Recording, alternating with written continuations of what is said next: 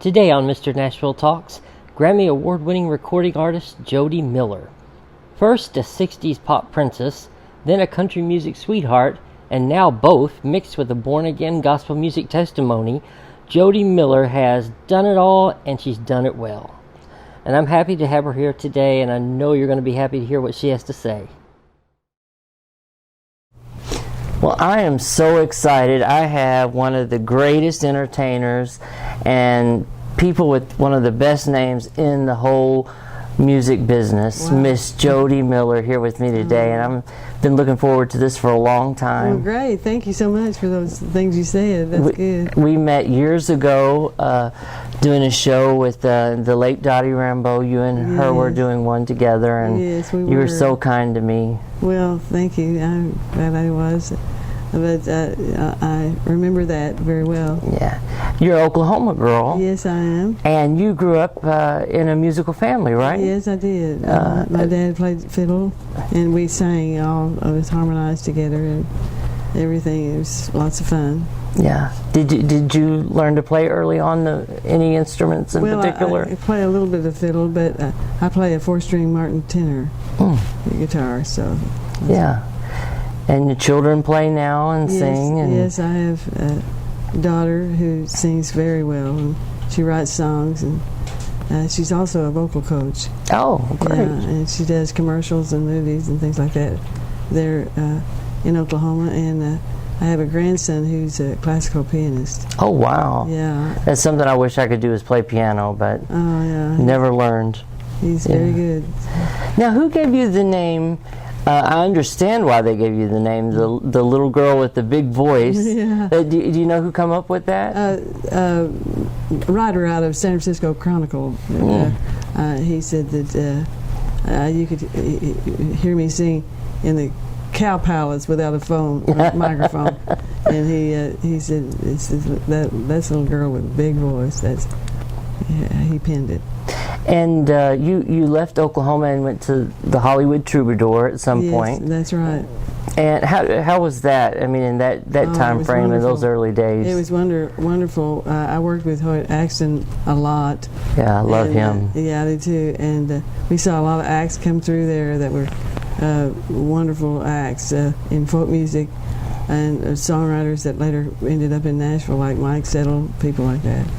That were just so talented, and we saw a few that didn't belong on stage either. It was funny. We all thought that was funny, but that's where Capitol Records came in. The A&R department came in to hear me and sign me when we were at the Troubadour. Now, how did Dale Robertson? He was an actor that kind of really caught on to you, right? Well, what happened is that. My husband and I had been in LA for about a month, and we weren't getting anywhere fast. And as far as I wanted to record. I didn't particularly want to entertain or do jobs, stand-up jobs in nightclubs or anything like that. I just wanted to record because I thought I could offer a different sound. Yeah. And so my husband. His family were in the horse race business. Oh. And Dale is an Oklahoman as well, and he had racehorses too. Oh. And so we knew his family, and they knew us. So my husband had the idea one day to try to figure out where he was in Hollywood and go see him. Well, my husband read the Hollywood Reporter one day where it said that Dale was doing an animated feature, and he was using the Disney artists to do his movie, and this is where they were working, in Cahuenga Boulevard in Hollywood. So we got that address and pulled up there in front of the building, and I went in and saw Dale that day. Oh, that's great. And asked him to help me, and so he did. About a month later, I got to sing for him, and he knew the art director at Capitol Records. That's what the connection was. And he asked, his name was Fred Rice, and he asked Fred if he could, alert the A&R people there, and maybe do a test on me or something like that, So I went in one of the studios and put down some stuff, And I had Glenn Campbell and Billy Strange and Jack Marshall to backing me up. Wow. Yeah, they were session players then, and they did a very good job backing me up. Oh yeah. But then I went on over to Santa Monica at the Troubadour, and the A&R department came in to hear me on stage. You know. That's amazing. Isn't it great how you hear so many stories where people helped each other out? And I wish people today really knew, you know, the way that there's so much competition today, but a lot of the biggest stars made it by just kind of helping each other out and, yeah, right. and bringing exactly each other right. along. I think that's wonderful. I wonder if that happens still. I wonder too. Yeah, I really do. I guess it has to. Yeah, I hope so. Yeah, you know, me too. I don't think it happens as often as what it used to. We kind of keep things secret now. You know. Yeah, I agree. That, you know, I've seen that. I feel that. Well, you know, one of your first major hits, Queen of the House, the answer song to King of the Road. That's right. And what gave you that? How did that come about that you would record that? Because that was a huge hit for you. Yes, it was. It was a huge Won a thing. Grammy. Won me a Grammy. Yeah. But I was in Europe recording over in Europe, and I came home and found a new producer at Capitol Records for me. And he had been given this song by Ken Nelson, another producer at Capitol at the time. Ken was a producer for country acts, and he didn't think that I was that country, and he was right, I wasn't. But he got that little song, brought it in on his desk, and you know, he was cutting people like Gene Shepard, people like that could very well have done that song, but he just gave it to Steve, my new producer there, because I guess he thought he felt like throwing him a bone, you know, helping him out a little bit. So that's what happened. And I listened to the song, and Steve told me, he said, we got to cut that right away on the heels of King of the Road, because King of the Road was a smash, all-time smash, and it was getting a lot of airplay. So we got it out as quickly as we could, and that kind of hurt us in sales eventually, because they couldn't make the records fast enough to sell them. You know? But then the charts started acting up. The DJs started playing this together, playing those two records together, back to back, and so things started happening real good then. And you had this song, a little bit of controversy with the song about the title just went out the window. Home of the Brave. Yes. Yeah, Home of the Brave. That was one of our singles too, and it really outsold Queen of the House because of the market that it attracted. Why do you think it was so controversial to some of the people? You think they were just old-fashioned? Back in the 60s, like the lyrics are, the school board says he can't come to school no more unless he wears his hair like he wore it before. Yeah. The PTA and all of the mothers say he ought to be like the others. Home of the Brave, Land of the Free. Yeah. So, and during that time, there was other protest songs. Yeah. Like Eve of Destruction. Yes. And so things like that. The protest records are, and the DJs kind of like did then like the media's doing now. They built it up as a protest, and it really wasn't. Right, just a clever song. Yeah, very clever song. And but on the heels, like you said, of the Queen of the House, and then you have this song, and then you win a Grammy, and with these songs, you kind of crossed over into the pop charts. You were country and pop. That was really a pioneering thing, you know, long before Olivia Newton-John and Dolly. For instance, Queen of the House hit on the jazz station first. Oh, wow. Can you believe that? Wow, no, I didn't know that. Every major hit I've ever had has been a crossover hit. Yes, yeah. You were really early on doing that. Yeah. And how did that feel? Because, I mean, you're kind of in so many different markets in a way. I thought it was fantastic, but I wasn't really kind of savvy to crossover, that term crossover artist at that time. Now I am, you know, that's explained very well to me. But back then we didn't consider that. We just thought we got lucky, you know. And you were singing with the Rolling Stones on shows, and Sonny and Cher. We did those black and white TV shows like Shindig and things like that. And I got to appear with the Rolling Stones the first time. How was that? Did you get to talk to them at all? No, I didn't get to talk to them. I was scared. I don't blame you. You're a good girl. You want to keep it that way, right? Right. I was here too. But I bet they were huge fans of yours because they follow our music over here so well. The country music and the historic acts. Mm-hmm. They're evidently really big on that. And the Righteous Brothers were on those shows with me. Yeah. What about Sonny and Cher? Did you work? Did you talk to them any? Yeah. They were a little more calm, I guess. I did a couple of days with them at Teen Hops with them. Yeah. And they were very quiet people, but. And you toured with Bob Hope and Don Rickles. What was that like? Those two guys did, especially Don Rickles. I didn't tour with Don. I was at the in Vegas with him at okay. Showroom. Sorry. Got it a little mixed up there. We just and then I did tour with Bob Hope though. Yeah. We did state fairs, and I started out with him at an Air Force base in Alaska, and so.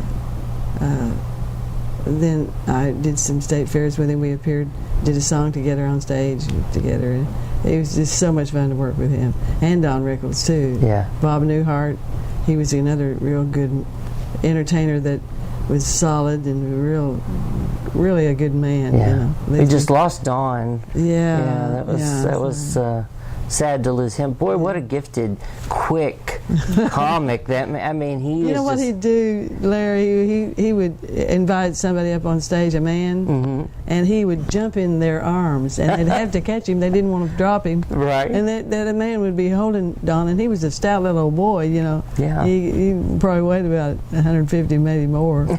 And but they was so funny. But I liked his kind of humor. Yeah, I did too. I thought, if it's clever and as quick as he was, I just think he's one of the tops. He was. Of course, Bob Hope, a legend, and he was. I mean, what a career to start your career. I know. That hot. But see, we had the same agent, and that helped. Oh yeah, for sure. That's how that came together. Well, can't deny that. Well, because people work forever just to. Get on one of those specials with him, and you get to tour. But I was glad that the agent liked me well enough to sign me and get with those people. And you at one point, Billy Sherrill, being a fan of yours, brings you over to Epic to do country records. That's right. And I read that he was actually your favorite producer. Is that true? Yes, that's true. That's exactly right. Why was he your favorite? Well, he was very honest with me, and he was easy to work with, and he was a genius. The way he engineered the tracks. Yes. And completely took control in the studio of the musicians, and his work ethic was great, I thought, and like I say, he was easy to work with. But he brought most of the songs and everything to the table. I didn't bring very much because I'm not a songwriter, but I'd just record and then go home and be a housewife, and a mother, and I wouldn't be working on my songs or anything like that, because I couldn't write anyway. So I just waited till I got to Nashville and he'd come up with something for me to sing. Well, did you notice a difference between recording in the West Coast, like in Los Angeles, and recording in Nashville? Was there a big difference? Yeah, to me there was a big difference. It was more of a laid-back thing here. Yeah. And the musicians were funnier. We had more fun in the studio with those musicians. They were just so hilarious. But they picked so good. Yeah. They do. They're good in L.A. too. Yes, yeah. I think L.A. and Nashville and New York, I guess those are the three. If you're going to record, it better be one of those three. I recorded in New York, and I also recorded at the Motown studios. Oh wow! Yeah. Mm-hmm. You have touched so many aspects, so many genres, from folk to country to, like you said, jazz and pop and gospel. But Larry, that's kind of hurt my career in a way because people can't identify. Yeah. And that's and then also I kind of laid out in the 80s, Yeah. I got tired of the road, and so I just went on home. Yeah, that's what I was going to ask you. Once I went home, I stayed there. Yeah. And then after I stayed there 7 years without singing and without doing any, entertaining or anything, people forgot who I was. So that didn't help either. So that's kind of how that happened. And you started doing gospel music a lot at that time too. That's why how did your faith is important to you? Yes, it is. Can you tell me how you came to faith? Were you raised in a Christian home, or was it later in life? Or No, I'll tell you how that happened. I, like I say, I was kind of burnt out on the road. Yeah. And I went on home, and then after like about 7 years, I got the itch to record again. And I thought, well, this time I can kind of do what I want to without a big company telling me what to do, so I can produce my own stuff. And so I recorded a patriotic album. And all my friends told me that I was crazy, that it didn't sell, and they were right, patriotic music doesn't sell. But I got a chance to work George Bush's campaign trail with him, and Loretta Lynn's twin girls were on the same show a lot with us that time. I did a lot of campaign stops with George, and got to was invited to the inauguration and got to sing at one of the balls. Wow. And so after that I sang the national anthem quite a bit, but that kind of petered out, so to speak. And then I thought, well, I want to sing something that means something to people. So I got a phone call from a man that owns a studio up in Blackwell, Oklahoma. Cal Dennison is his name.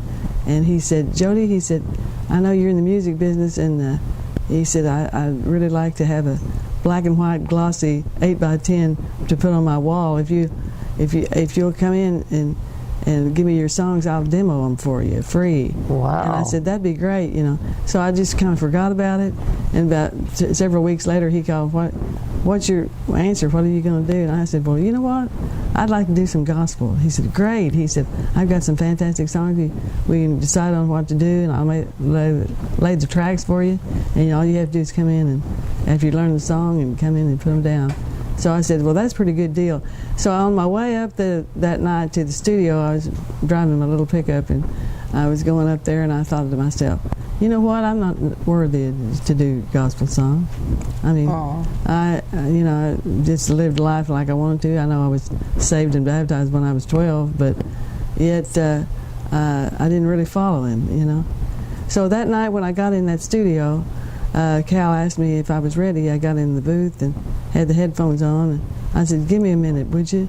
So I went down on my knees, and I asked the Lord to forgive me, and I submitted my life to him that night.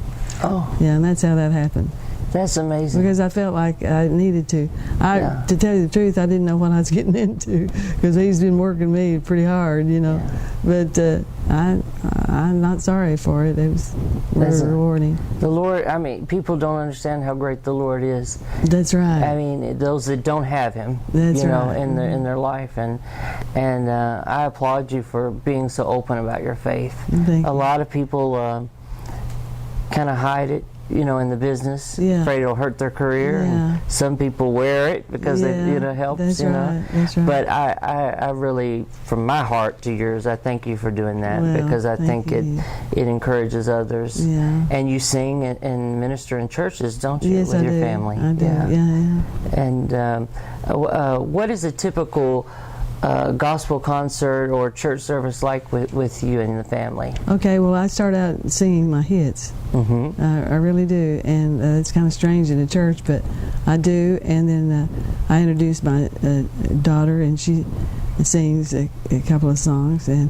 then my grandson, he plays his compositions. He's a classical pianist, and he plays a couple of his songs, and then we do a Elvis gospel thing with the old, the records he won a Grammy for. Yeah. With the Jordanaires. Yeah. Joshua Fit the Battle. And, Swing Low, Sweet Chariot, and things like that. We go through a gamut of his good stuff like that, I love those songs. And then Robin sings How Great Thou Art, and then I finished with the patriotic songs I did on the road with George Bush. Oh. So that's how that... Now, how was I should have asked you this when you were talking about the campaign trail. How was President Bush during that time? He's such a nice man. Nice man. Wonderful man. A hard worker. And I was really glad to work with him, even though I never told him I was a Democrat.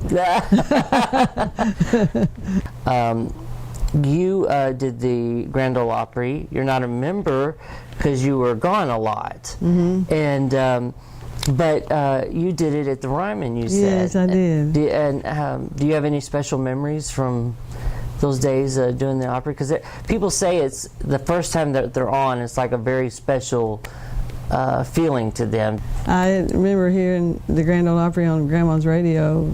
My grandma raised me, about half raised me, and I was happy to be there. Yeah. I wouldn't have really been there if it had not been for Jeannie Seeley. I love her. I knew her in L.A. and she was a good songwriter and singer, but out there, before she moved to Nashville, and she called me and she said, you need to be on the Opry, and I said, why? Yeah. Anyway, I was glad that she invited me and I got to sing, and so we were on twice more later on. And you've done Hee Haw a lot? Yeah, I've done a lot of Hee Haw shows. Yeah. If we catch those reruns all the time, it seems like you're always on Hee Haw. That's a good thing. Keeps people remembering. Yeah, that's good. I'm glad they do. Yeah. It'd be nice if they sent you a little... Yeah, they do send us. Oh, do they send you some? Well, then good. Then keep those reruns going. Not very much. I buy a Coke every once in a while. That's right.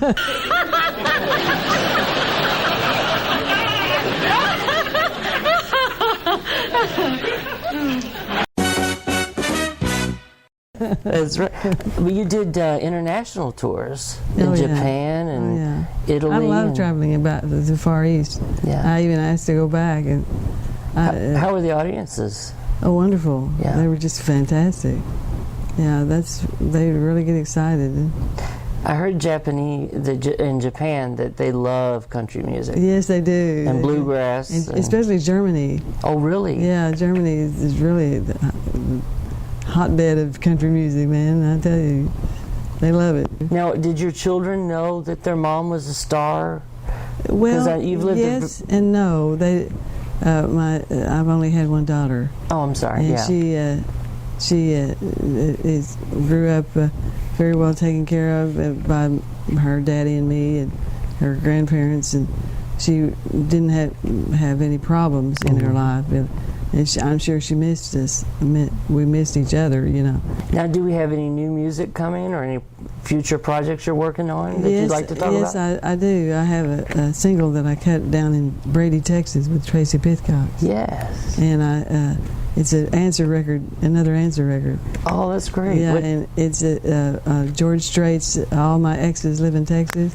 This is from your exes down in Texas. Oh, I love that. And it's just really a keen little zippy little thing. Do you know when it's coming out? Or? No, I don't know, but it won't be long. It'll be about another month before they're third. That's awesome. That's wonderful. They got to put a piano on it, and then they got to master it and stuff like that.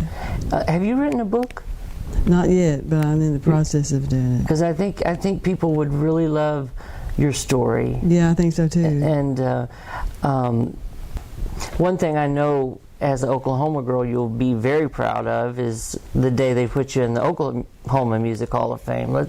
Don't you look forward to that with all the greats that are in there? Well, what they did, the governor proclaimed Jody Miller Day across the state of Oklahoma on July the 29th. That's wonderful. And then they named it a street after me in my hometown. Oh. And then they put a sign out front of the town that this is where Jody Miller, Grammy Award winner, lives. That's amazing. That's wonderful. I was happy about that. That happened last year. That's an honor. When your people love you, that's when you know you've done the right thing. You've treated people well, and it says a lot about who you are. And like I said, you're one of the most respected people in the business. Well, thank you very much, Larry. And we love you here in Nashville, and I know that the people of Oklahoma are very proud of you. And I know your family must be very proud of you also. Thank you. And I thank you so much for coming and being part of the show today. Thank you for asking me, Larry. I have been a big fan for many years, and then after I met you, I just fell in love with you. Oh, good. That's good. Thank you again. You're welcome. Thank you. Subscribe to our mailing list, and you could win a CD or DVD project by today's featured artist. To enter, please go to www.mrnashvilletalks.com and enter your email address.